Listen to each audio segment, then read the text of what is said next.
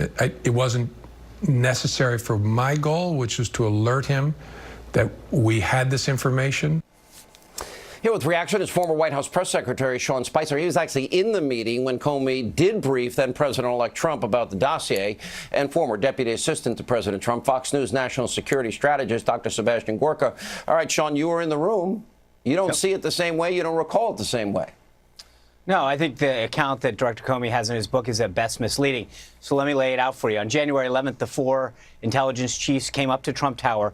They were about to issue a report on their findings of Russian involvement in the election and wanted us to be aware of what that report was going to be.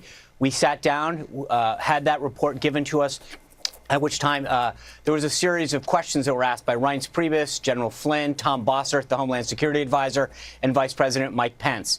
After the discussion ended, and again, a key point in that is that there was a lot of questions back and forth, which Director Comey suggests didn't occur, but I just named 4 of those people that definitely asked questions. Then at that point, Director Comey said to the president-elect, "May I see you privately in the back of the room?" We got up. The rest of us exited the room, the secure room that we had received the briefing in, and went outside.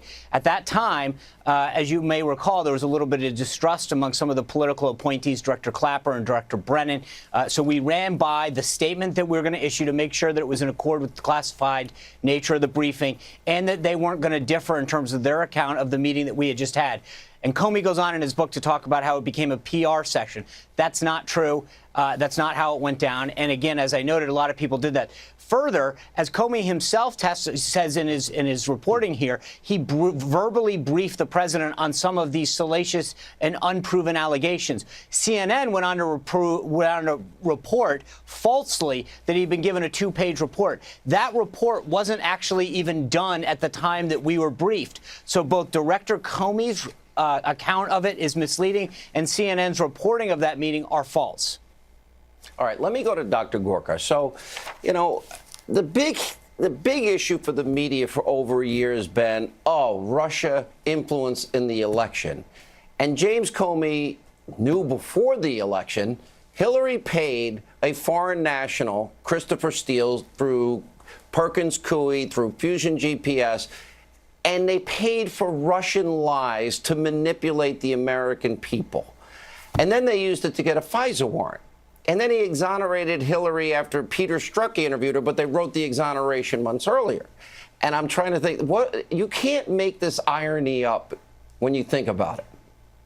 It's not just ironic, so you're absolutely right. You look at the last 15 months, what do we know? We have no evidence of Russian collusion between the president and his campaign, but we know for certain that James Comey is a liar. We know that James Comey leaks to the media. We know the fact that he tries to get his buddy, Robert Mueller, to become the special prosecutor investigating the president, who he didn't want to win the election. His wife didn't want Trump to win, nor did Comey. These are the facts of the case. He has done more single-handedly to damage the FBI than J. Edgar Hoover has done. And if you look at the fact that in his interview yesterday, he's propagating the narrative of the president potentially being a pawn of the Russians, what is he doing? With zero evidence, he's actually assisting in a Russian information operation. That's what James Comey is doing.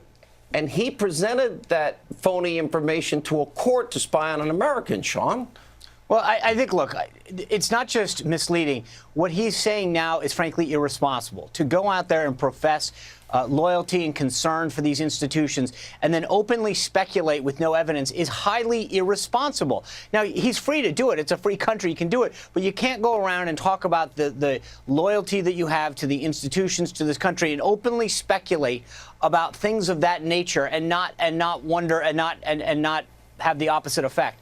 There's a reason I think that the director's book and his account and his appearance are getting panned, and that's because I think it's become about him and about his image and his attempt to sell books and not the truth.